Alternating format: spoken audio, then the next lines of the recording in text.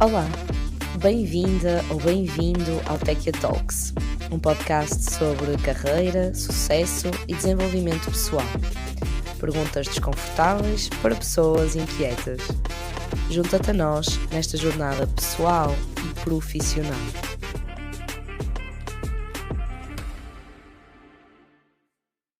Welcome to Tekya Talks, a podcast about career, success, and personal development where we make uncomfortable questions to answer restless people. My name is Mariana and I am the founder of Tekya, where our mission is to help you make your work a tool to build your dream life. Today, I have with me one of those personalities. Different professional careers, areas, a lot of lives into one single life. From journalism to marketing to freelance, today she is the CEO and co-founder at Marabou, a community impact fund that supports early-stage innovation projects in decentralized science. Areas like biotech, femtech, and longevity, and she is also a mentor at Growth Mentor and Techstars. Maria, welcome to Tekya Talks, ready to share knowledge that people probably had no idea about. Always. Marianne, thank you for having me. I'm super stoked to be here today. Yes, it's lovely to have you. I think it will be a very different episode and we will explore areas that people they want to be familiar with, but actually they don't know how. So I think that will be our main key point here, main impact here. But we'll see, we'll find out. Okay. I always like to start from like the beginning, the early stage. And since we talk a lot about career, we usually start there. You started out as a journalist. You were just mentioning that before we started this conversation. What was your idea back then? What were like your dreams, your expectations when you started? Well, when I was 6 years old, I wanted to become an economist like my mom, Okay, so but she was the something way. went, yeah, something Wow. went wrong the other way. I was always reading a lot. Mhm. And when I was 14, Okay. I wanted to start working a lot. Mm. And I was writing well. I mean, obviously, when you read a lot, you usually write quite well. So, but there was a problem because I was 14 and I was not allowed to work yet. So I burned a hole in my passport and pretended that I was 16. Yeah, and even got a social security card for a wrong year. Wow. That I fixed. I mean, I had two for a long time, and then I fixed it. So I just started to look for writing gigs.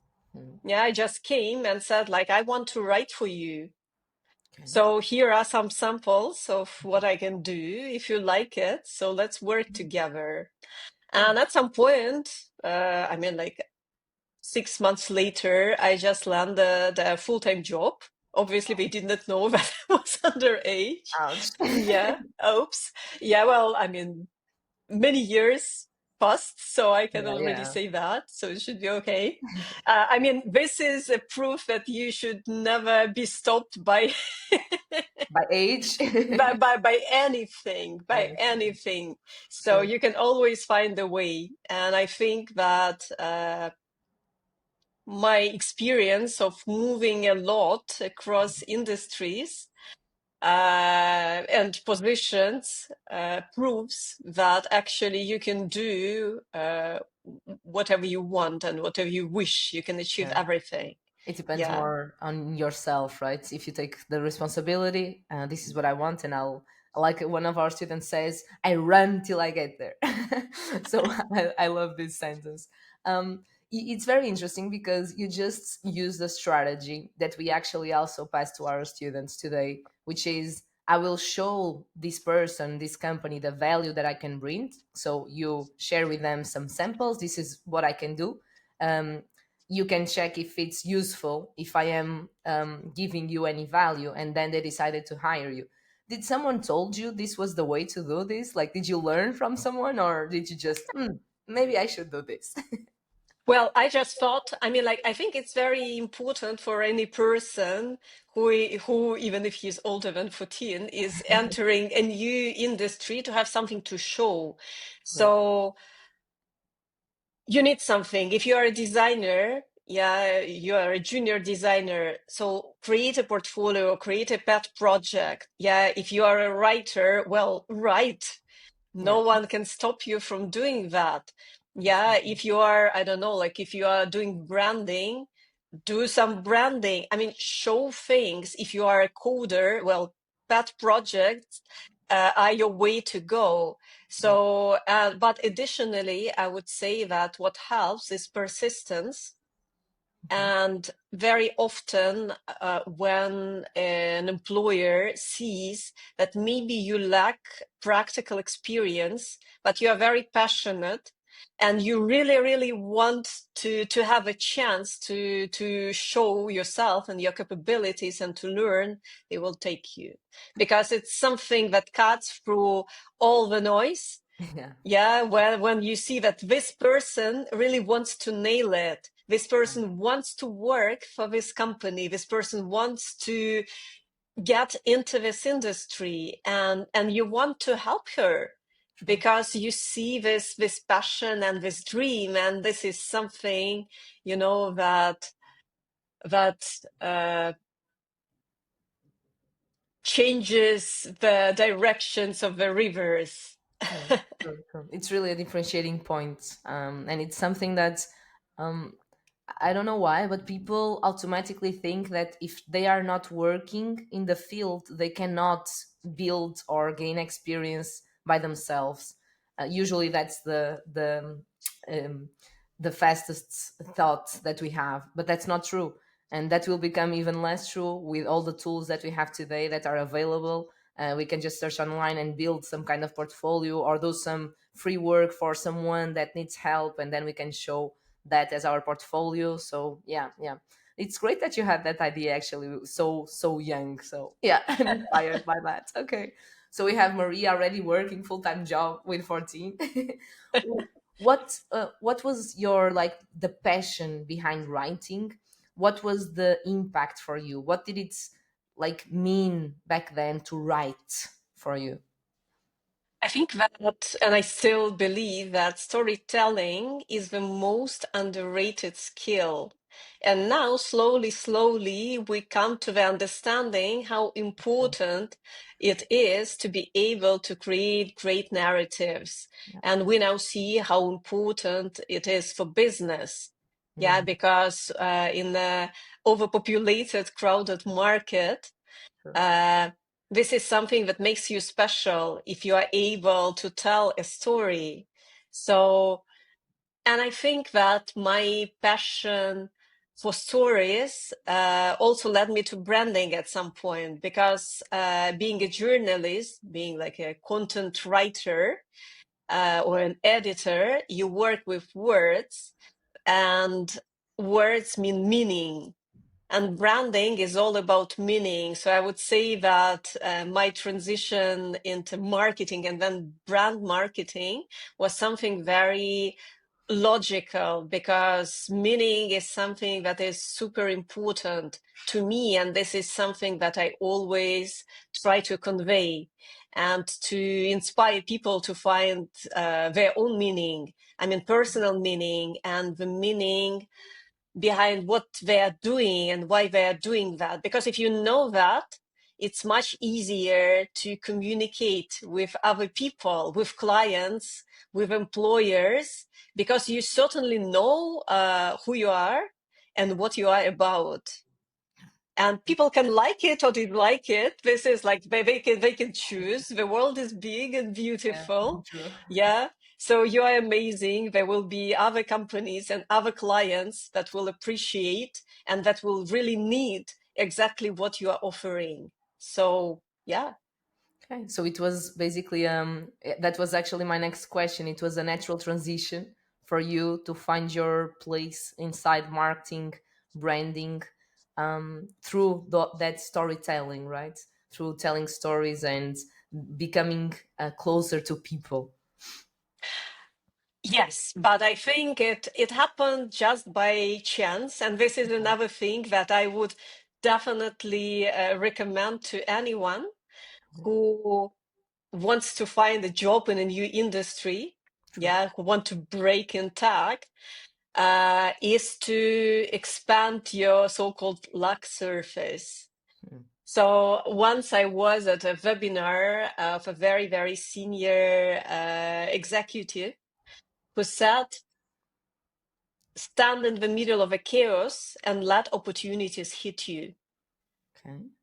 And that summarizes how to become lucky, how to be in the right places, with right people in right time to get right opportunities. You just really need to be there, yeah, to talk to people, and this is the importance of networking.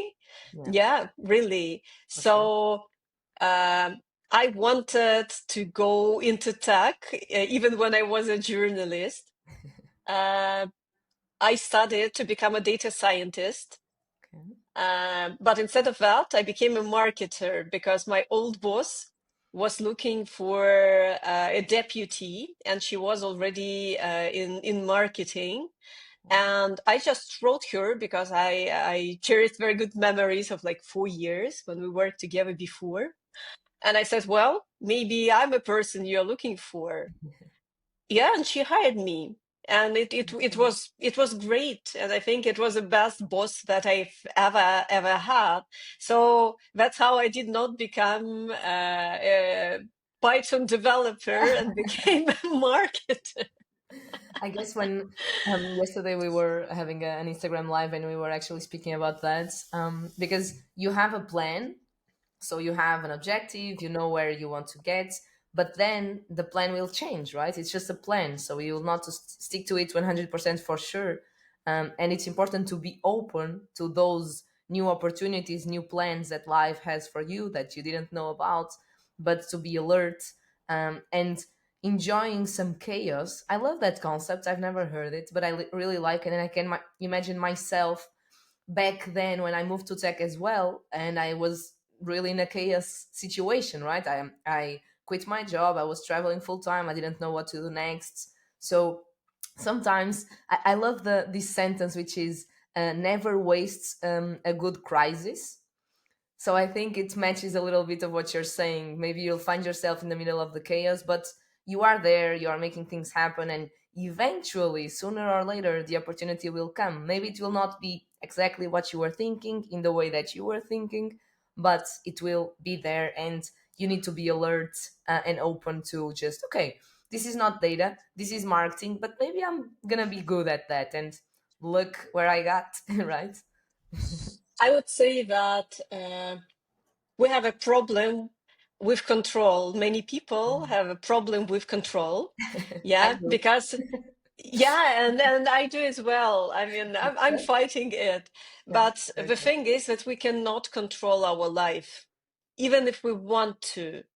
Yeah, and the beautiful thing about it is that life is so rich that trying to stick to one plan, like I want to work at this position at this company and like right now and nothing else. Yeah, Yeah, so I will just throw away all the opportunities and chances that will pass along because it's not exactly what I wanted. But the idea is that if you are flexible, when you are going from your A to your B, and this B may change in the future, yeah, you will be able to meet great people, learn a lot, and most likely your career will have a lot of twists. for You sure. will enjoy it. Yeah, and this happens when we just let it go a little bit. Yeah, and we would do not try to fit the life into the box, very limited small box of our understanding of how my beautiful future will happen to me. Yeah, that's true, and that's really hard to do. And I think it depends on your profile as well, but it will keep happening. At least I remember feeling like that when I was like 20, 22, when I quit my job and went traveling, just thinking like, okay, I don't think life is just this, right? Like studying, working, being in a relationship, having kids, and die. And then I just quit and left and run away to see what life has to offer. But then, Oh, I have this is a very interesting point, actually. So you were running from that and you were craving a meaning, yeah? yeah, Something bigger hmm than this path yeah, that is predestined yeah, it's the for system many without us. people. Yeah, yeah, for sure. And I was really not, I wouldn't say angry, but a little bit like, man, it cannot be just this. My feeling was like, no one tells me anything more. Like, is it just this? Is life just this? That was my feeling. Like, whoa, this is really boring. And I will tell you a small story just about that. I've recently read a post from a blogger who is right now, I think, like 38 or something like that. And she wrote something very similar. She said, all my life, I was running away from this perspective of just studying, then working, then getting married, then having kids, and a house with a white fence and green lawn. And it was so terrifying for me that I was running and running and running and as fast as possible. But now I'm 38 and that future will not happen to me anymore. So I finally was able to run away from that. And now I'm standing here and thinking, okay, and now what? hmm. And now the next crisis comes. Yes, because I mean, if you are basing your vision of the future on neglecting or avoiding something only on that without having something else, you can in the end find yourself in a quite a disturbing situation, so Yeah, not knowing where to move. So it's very important to find a meaning, yeah, where you are going, what is important to you, and this is something that can fuel all your efforts true. and yeah, and like take your hand and bring you to this future, unimaginable one. Yeah, true, true. And it's interesting because I think for me that was something from just the 20s, when you are like entering the job market and it's kind of a shock, and then will I have to work my whole life? And especially if you don't like what you're doing in the beginning, it's even harder. But now, at least now, Mariana 2025, I see that happening like throughout our whole life. Like, if that didn't happen in our 20s, it will probably happen in our 30s or 40s. Or and I do have a lot of students that are moving to a new career, and usually it's very connected with work as well, so they are in the search of that purpose, of that impact, which we'll explore today, because I think it's very connected to our topics here. And it's interesting to see people more willing to search for that, and not just accommodating and being um, allowing not to control everything, and just to, okay, this is what I'm doing now, I will deliver it to the gods and hope for the best. Sometimes you really have to just let it go, right? Very So often. I wanted to ask you a little bit about the part of being a mentor. So you made your way through journalism, then you moved to marketing. You tried here different roles till the CMO role, and then eventually you started mentoring CEOs and founders. And I think we have a very CEOs and founder thought, right? Like those guys are like gods by what they achieve and the courage that they have and the resilience that they have. How is it like to mentor these people? What did you learn? I always like to explore like what were your expectations, what was different, a little bit of your experience there.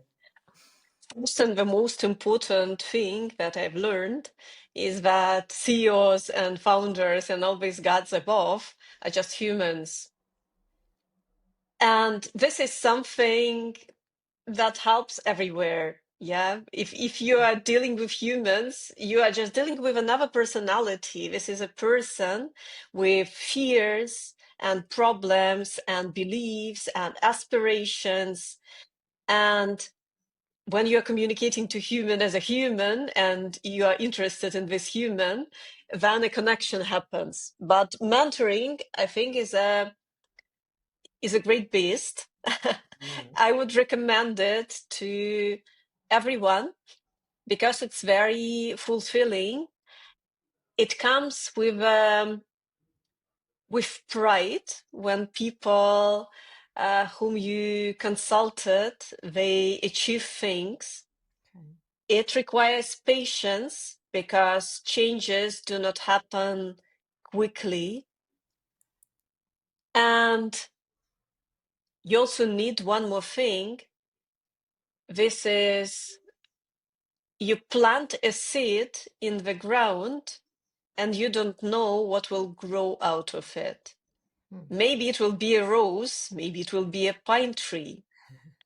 Most likely, what will grow won't be something like 100% what you imagined it to be.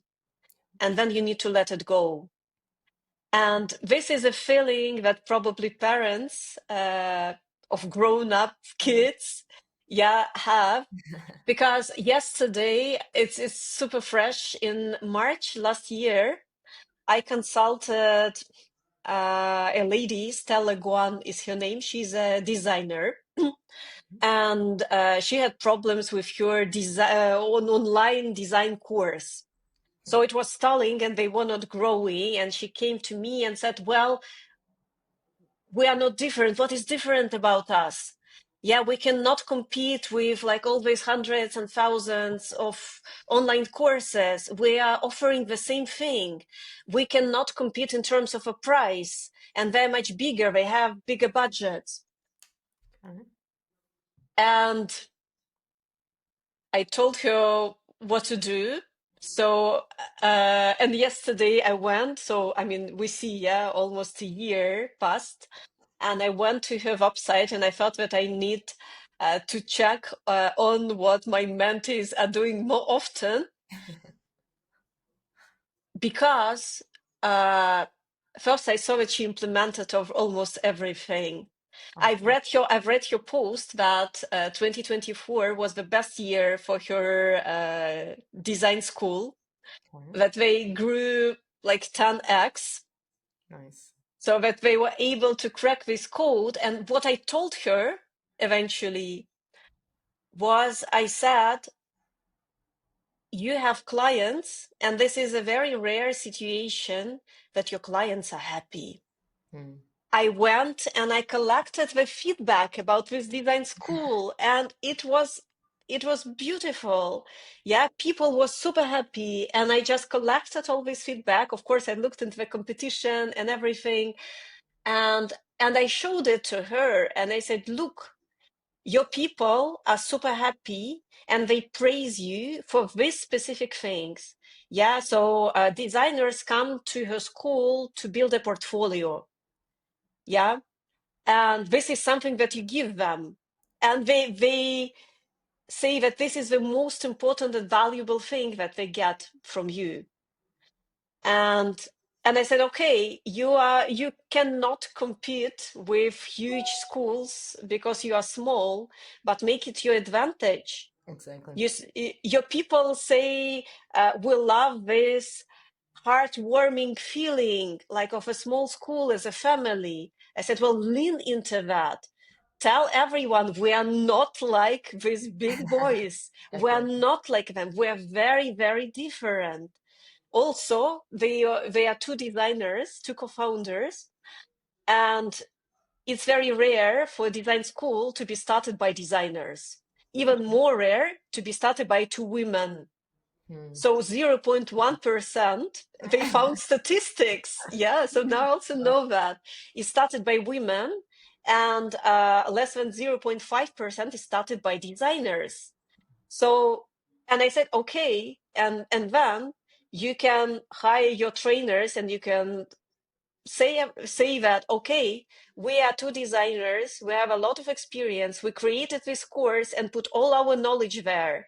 We selected and hired and trained our instructors who are also designers, who will help you to push through it, to create your best portfolio.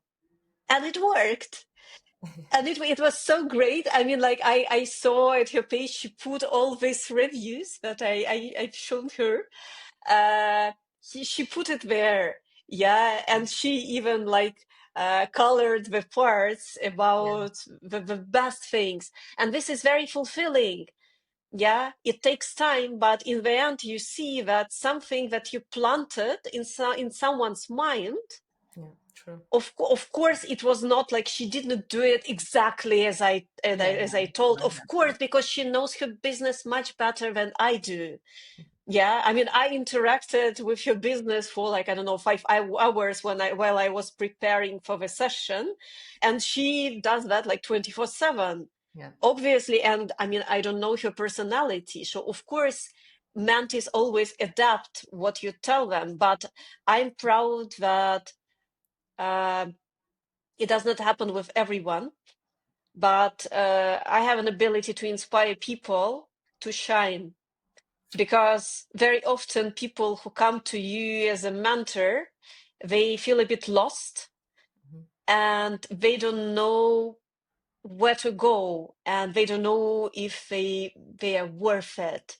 yeah, And this ability to see the greatness in people and to show them their greatness is something that is immensely empowering, and that is very, very, very fulfilling. Like you feel, yes, like nothing was in vain. true. It's very interesting and curious for you to be sharing that story because I feel exactly that lack. I think founders, entrepreneurs in general, even when we make an impact and a very positive impact, and we have that great feedback from our students, our clients, we are always thinking, what else can I do? Like, how can I impact more? How can I be more impactful? How what can I invent here to help them be more, be better, get faster results? So we don't really value the present, that's immediate feedback, the feeling that our students are happy, our clients are happy, and we are just thinking about the next level. And sometimes that comes with a feeling of not being enough, or that kind of lost, and I'm not sure if I can compete with these people, what do I have different, right? So it's wonderful for you to share that story, and I do believe it's important for professionals that work in these kind of companies also to understand that founders and CEOs on the other side, that also they are also humans, they also have the imposter syndrome, those limiting beliefs, they have it all.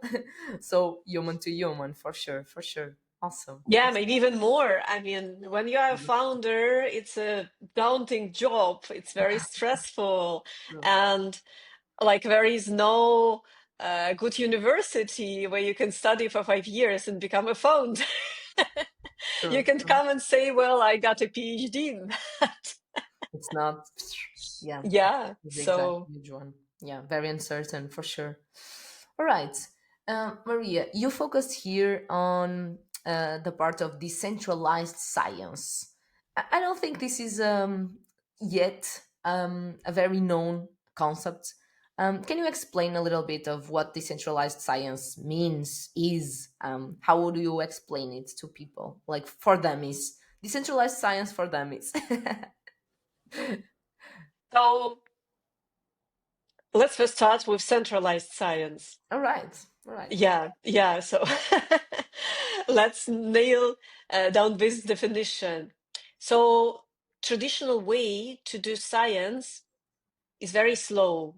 Hmm. It's slow, it's highly regulated. Um,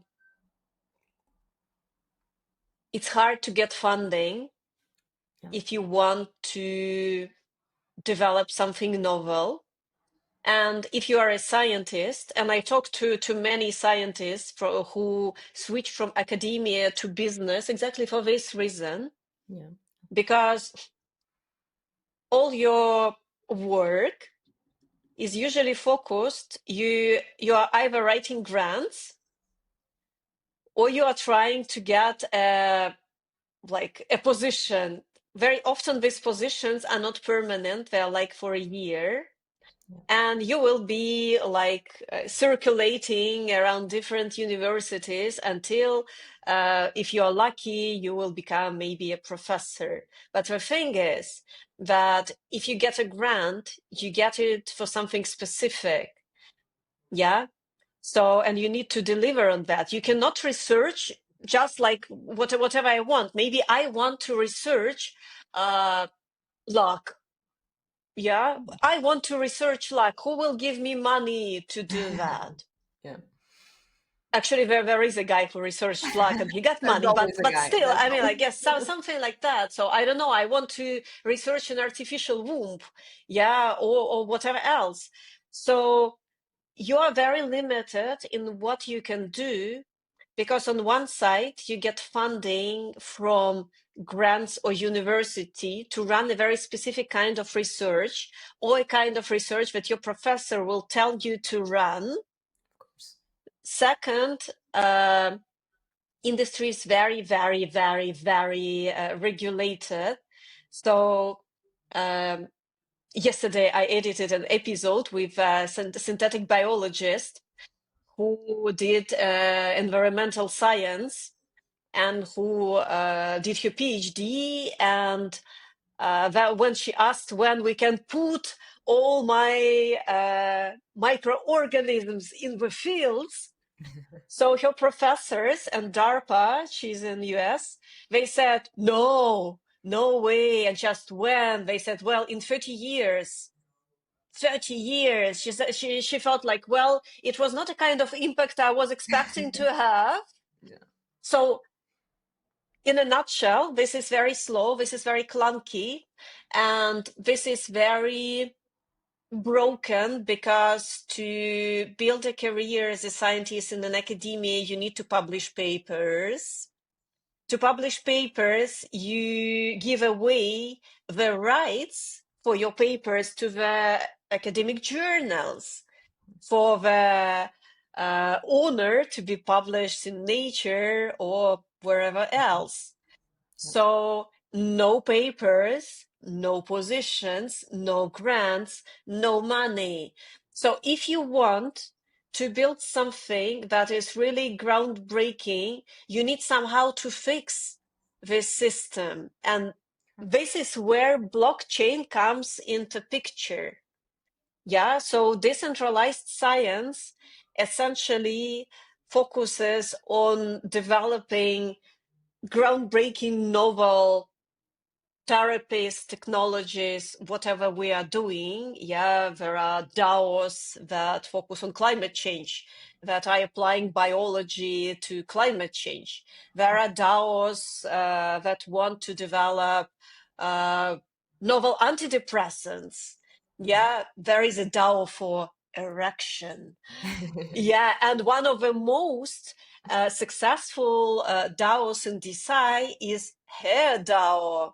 I mean, half of men Yeah. somewhere during their life, yeah, they lose too much hair. So, but the thing is that this DAO was able to develop a technology.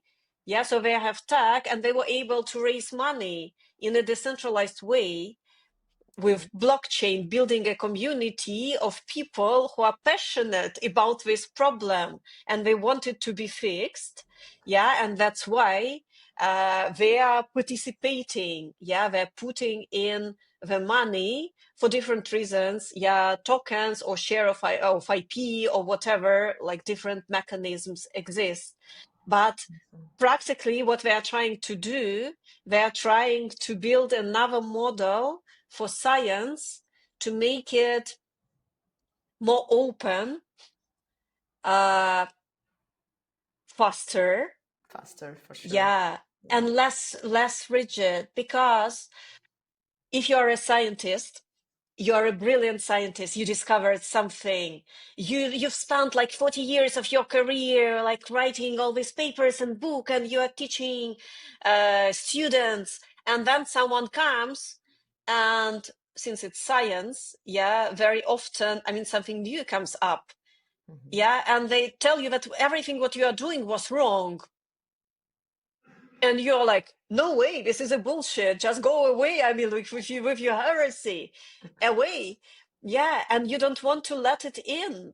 Obviously, it's normal. It's human. We try to protect what we've built, and it happens in science as well. Although we would expect that science is something that is like so open to innovation, it is not. Yeah. It's not. This is a system built on money and power, as every other system as well, of course.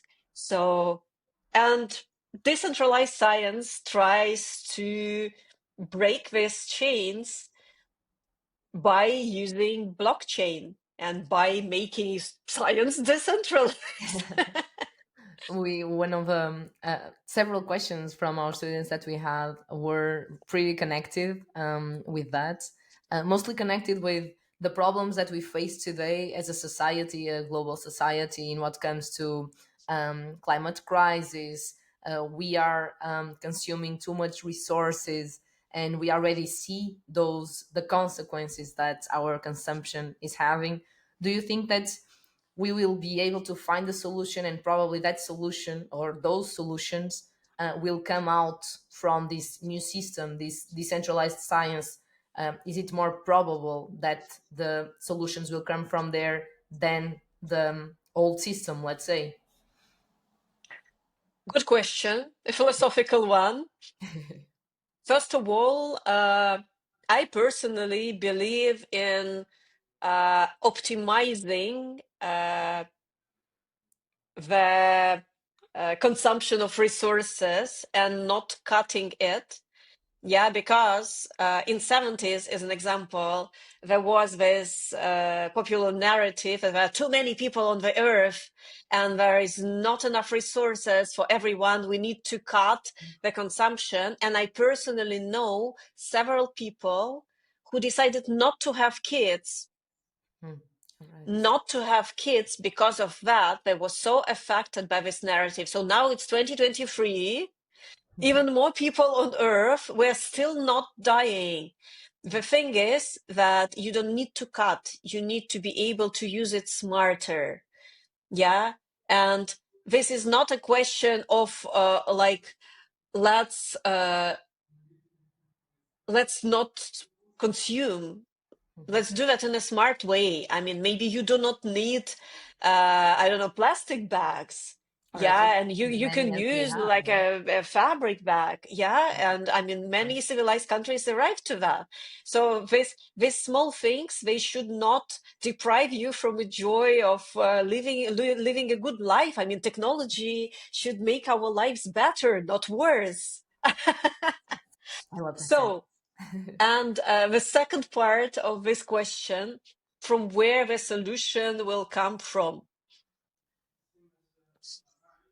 I think that solution will come from collaboration between different parts. So, like, there is traditional science that has a lot of legacy, a lot of resources. We're respected. We're respected for all these like centuries, yeah, and all these bright minds that built this system. We have this small DeSci movement, yeah, with a mix of crypto bros and people who want to live forever and build pop-up cities and launch tokens and pump the hype of DeSci and all of that.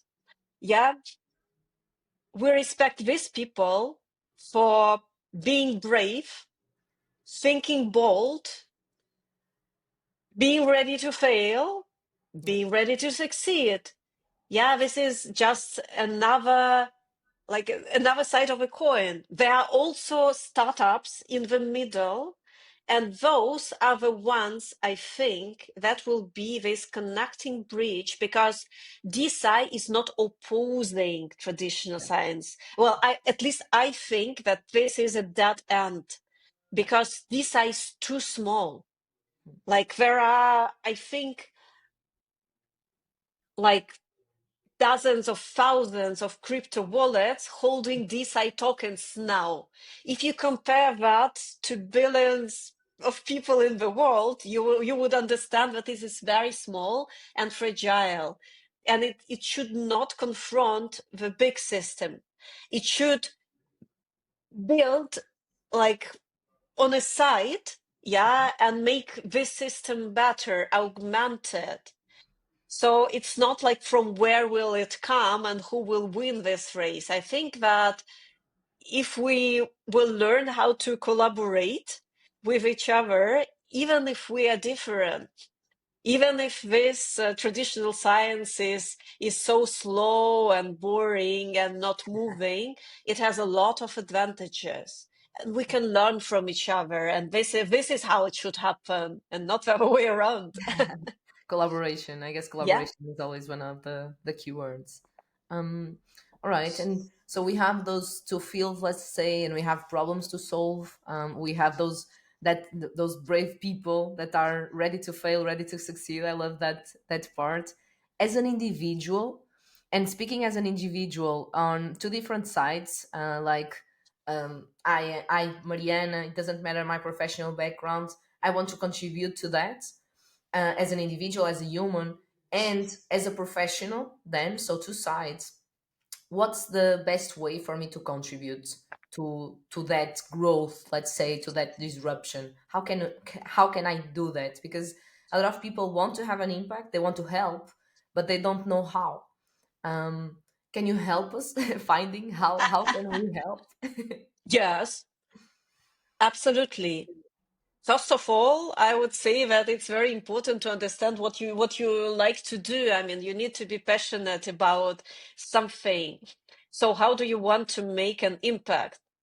If you are passionate about DeSci or anything in this like blockchain crypto narrative, uh, it's quite easy to start because it's based on communities. So what I would do, I would go to communities. I would find communities that I'm passionate about. I would talk to people. I love this side because personally, I'm not a huge fan of a classical crypto narrative because I think that the egos do not fit into the room. So and there is too little substance. But I love people in this side because they're usually all very smart, nerdy PhDs, very bright minds, yeah, very open-minded and very welcoming. This is something that I like. So you need to find a tribe, yeah, so a group of people that you like and that you want to be a part of. And then like with DSI, it's always nice to like to spread the word. You can start talking about that. Yeah, you can start talking about that. You can start preaching. You can start learning. You can embed yourself in the community. And then you will see, I mean, all the new industries, I mean, DeSci and blockchain and of course AI that is now on the rise, they all will need your expertise because expertise is universal. Yeah. If you are a developer, all of them would need you. Yeah. If you are a marketer, same thing. Whoever you are, whatever you are doing, you are building community. So you are working in HR. Yeah. Every industry will put you to good use. True. So Nice point. most important is to understand what you love, what you want to do, what will like make you happy to wake up on Monday's morning. Yeah, You're like, and "Ooh, I'm gonna work on this. I'm gonna contribute to this." yeah, because it's True. it's you want something to happen. Yeah. Yeah. You want something to happen, and if you are able to understand what is it, this something, and you find people who also believe in the same thing, there will be a business there. And if you put yourself in this community, you will find opportunities because you will already be connected with these people on the level of personal values and something that you believe in, and you will be positive about each other. You will like each other because why else would you go to some, like, weird, I don't know, DSI or AI or I don't know, like climate change community? Yeah. We all want similarities. So this is how it works. We tend to stick and to like people who are like ourselves. This is good and bad. Yeah. Yeah. This is Sure. good and bad because we can, yeah, it's a tunnel vision. We can filter out very nice people because we do not understand them. Yeah. But on a like a very Mm. fast level of abstraction, very like high level of abstraction, this is important that you like the industry where you want to excel. You like what you are doing, you have skills and you want to apply them there, and you like what these people are doing and where all this is going. And this is like that can sound like like I'm telling you that you need to eat vegetables Yeah. and and sleep 8 hours a day. But the thing is that there is so little people who really think about it, who Yeah. really sit Deeply. down and ask themselves, like, what is important to me?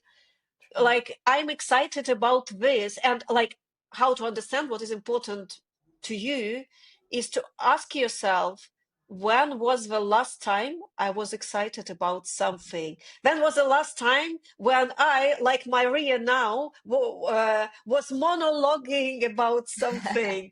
So, and when you see this interest, you're like, what was there? What was there that made me tick? Mm. Yeah. And you are pulling this thread out of your interest, yeah, out of this energy. And this is something that will make for a very fulfilling career transition. Yeah. And a great life, because you will be following your passion. True, true. Nice. I'll just make like some seconds of silence because after hearing that, I think, wow, yeah, that's thank you for saying that because I think even I was missing that, making that question to myself. So yeah, I think we a lot of times we need to stop and just think about that and that tickling part. What makes me really well, yeah, that's something, and that's probably something that most people don't think ever in their life. So I'm gonna cut just this part of the podcast and use it I also because thought that I will cut this small this is part. really really impactful. And Maria, was that feeling or that eager, let's say, that made you decide to create Marable, your funding subscription for impact innovation? Was it that? Was it other thing? What was it? Yes. uh and no.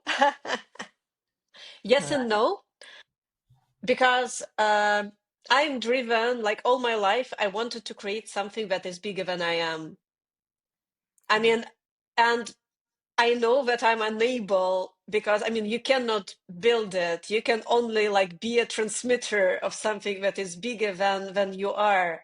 yeah, So, and I'm still searching for the way how I can make this biggest impact. Yeah. Um, and how I can contribute to that. And I found out that, well, I'm in love with innovation in general. I love cutting edge science. I'm super excited. And we are living in the best time. I mean, certainly we will witness a super revolution in the next 20 years. You cannot imagine what the world will look like. Maybe it will be awful and we will get a thermonuclear war, but maybe we will live in the cities of the future, like harnessing all this glory of AI and technologies and genetic therapies and blah, blah, blah. But so, and I thought that what I want to do, I want to help the innovation. Yeah.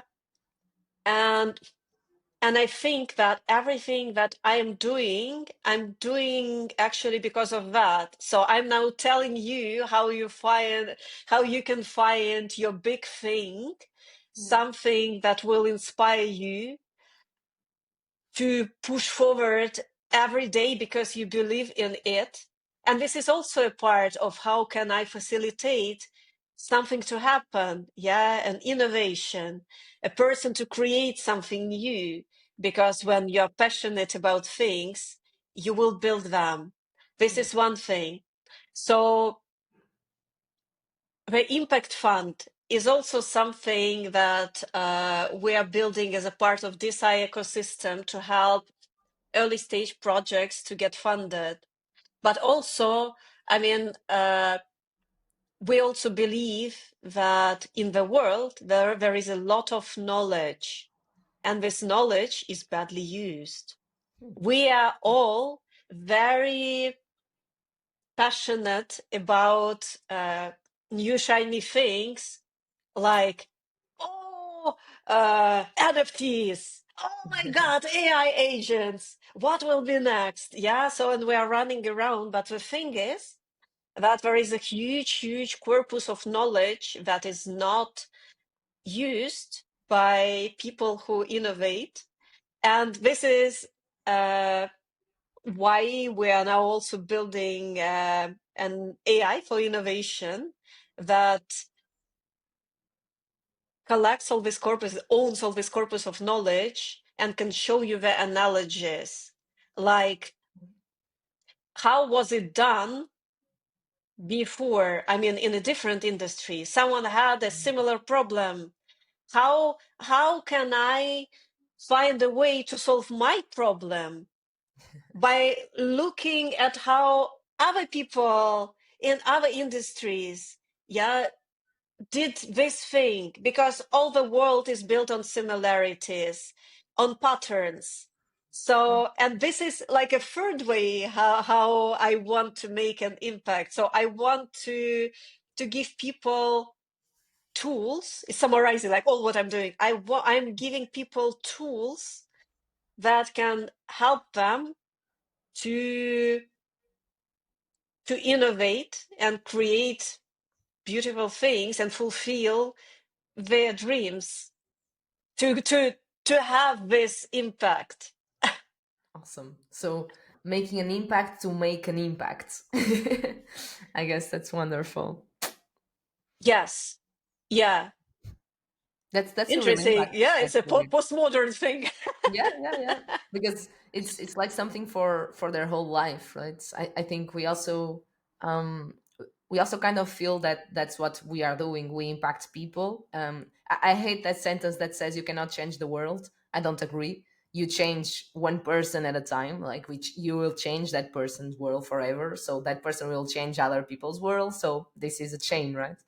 So I think that's it. You're making an impact, and that impact will create a bigger, greater impact. So thank you for that. Actually, Yeah. thank you for Happy being to brave. do that. I think like I had a session of self therapy now. I also feel that Like, actually. So I was not thinking this would go that way, but I'm gonna leave this and ah, think like, okay, this was.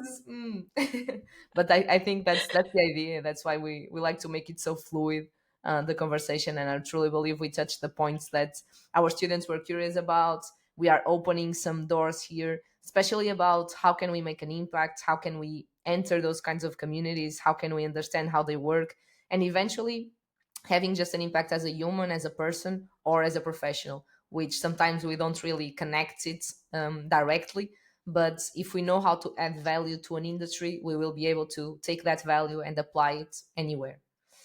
So, Yeah, yeah. I believe that actually we must connect. We must connect uh, our personal side with our professional side because you cannot exclude your personality from your work. You Yeah. are you are communicating to people, to clients, to your colleagues. If you are leading something, yeah, you need to inspire people. For You sure. need to make them shine. Yeah, you need to make them believe that they can do things that they thought are impossible. Yeah. Yeah. And you also need yourself to believe in it. So True. that's why we are always bringing our personality to the table. And I believe that this is the greatest power that no one can take from us because no one can be us. Yeah. So you are you, and this is your treasure. And this is your power and source of strength that will lead you through all the challenges to where you want to be. Wonderful. And I guess that's a great way to end. Thank you, Maria, for your time, for your kindness, for your braveness here, courage, and impact. Thank you. It was really, really, really deep to have you here. Thanks. Thank you so much. That was my pleasure. Thank you.